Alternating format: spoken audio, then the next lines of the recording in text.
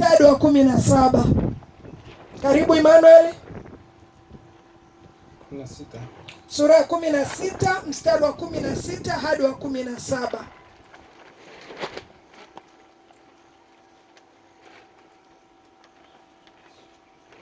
Nasoma kwa jina la Yesu. Amen. Siku ya 7 ufanyie sikukuu Bwana Mungu wako mahali atakapochagua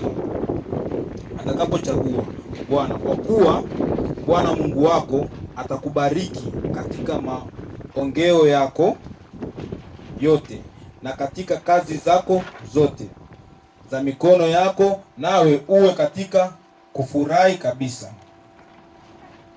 Mara 3 kwa mwaka na watokee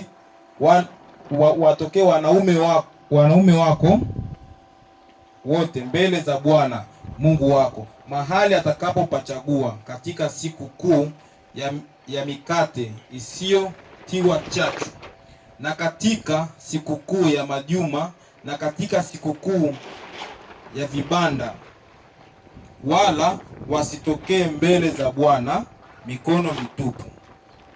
Haleluya. Amen. Sadaka inatolewa mahali ambapo Mungu amepachagua na kuliketisha jina lake pale.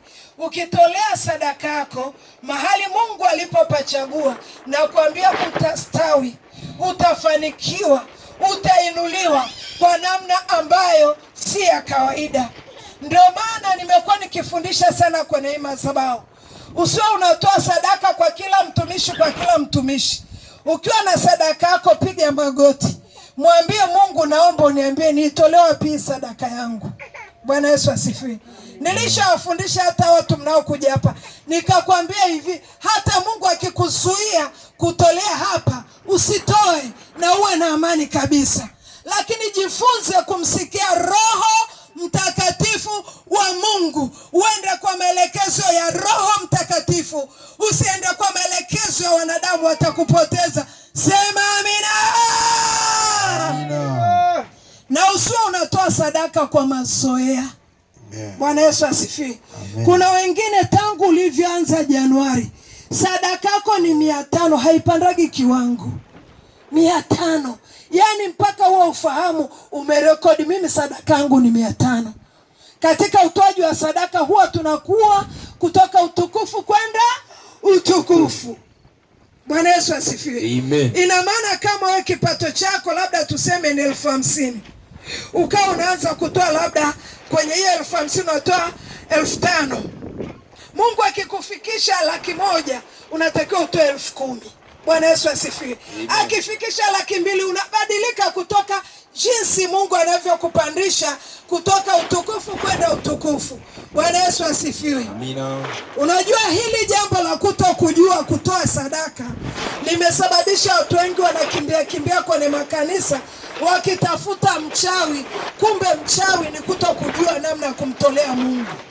Bwana Yesu asifiwe. Amen. Na nitajaribu kuzungumza kwa sababu ya muda wetu. Nitajaribu kuzungumza kazi za sadaka ndani ya huduma au ndani ya kanisa la Mungu aliye hai. Sadaka kazi yake ni nini? Ili uweze kujua kazi ya sadaka, ili unapoitoa sadaka yako uitoe kwa furaha, uitoe ukiwa na amani. Yaani uitoe ukiwa na mashangilio. Sio unaitoa unasema huyu mtumishi naye ana roho ya kupenda hela. Kwani ukitoa sadaka unamtolea mtumishi? Ukitoa sadaka unamtolea Mungu aliyeumba mbingu na dunia. Kama wewe kwenye moyo wako bado haujaelewa utoaji na ukitoa unajua unamtolea mtumishi, ujua unakosea. Tunapotoa sadaka, hebu niwaulize, hata kwenye yale makanisa ya dini ambapo wengine mnahudhuria, tangu ulianza kutoa sadaka, kuna siku Mungu alishuka akabeba ile kapu la sadaka akaenda nalo? Eti nauliza, kuna siku yote Mungu alishuka akasema mimi ndio Mungu nabeba kapu la sadaka ndio naenda nalo sasa? Hapana. Hamna.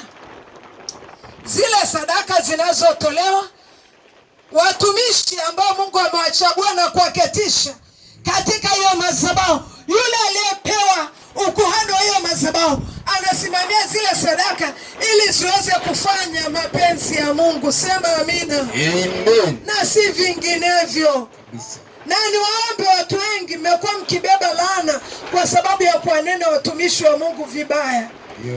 Yaani epuka, yaani hivi, kuliko umnenee mtumishi wa Mungu vibaya, baki na sadaka yako, nenda kanunue sausage huko, sambusa, kababu, shushia na juisi baridi kabisa, ushibe, tumbo lako litulie vizuri. Amina. Amen. Lakini usitolee sadaka yako kwenye chombo ukatoka ukitukana watumishi wa Mungu. Hiyo italeta laana kwenye familia yako, italeta mapigo, italeta uharibifu, na utakapoanza kuchezea kichapo hutajua unachapwa kwa ajili ya nini. Bwana Yesu asifiwe. Amen. Yaani mafundisho ya sadaka napendaga kuwe na muda wa kutosha ili tuende kipengele kwa kipengele, kiingie vizuri, ili ukiwa mahali kokote ukitaka kutoa sadaka ujue namna ya kumtolea Mungu wako sadaka. Sema amina. Amen. Kazi ya kwanza ya sadaka, kazi ya kwanza ya sadaka ni kukuunganisha na madhabahu ya mahali ulipokutana na Mungu. Bwana Yesu asifiwe. Amina. Kama umekuja hapa ukakutana na Mungu, unapoitolea sadaka yako hapa inakuunganisha na Mungu tunayemwabudu katika madhabahu hii.